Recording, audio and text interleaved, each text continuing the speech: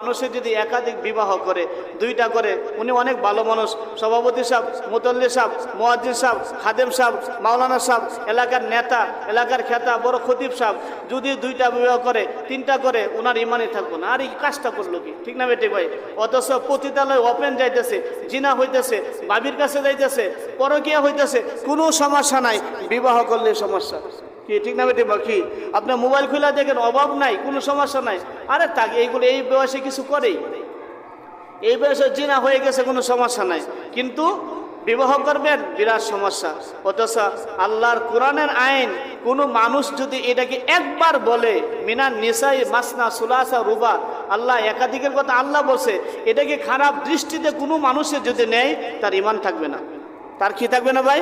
অবশ্যই ইনসাফ করা, পালাবন্টন করা, সময় দেওয়া, সমঝোতা, এগুলো অবশ্যই রাখতে হবে, নাহলে তো আল্লাহ অবশ্যই তাকে পাকড়াও করবে। কি করবে ভাই? পাকড়াও করবে। এই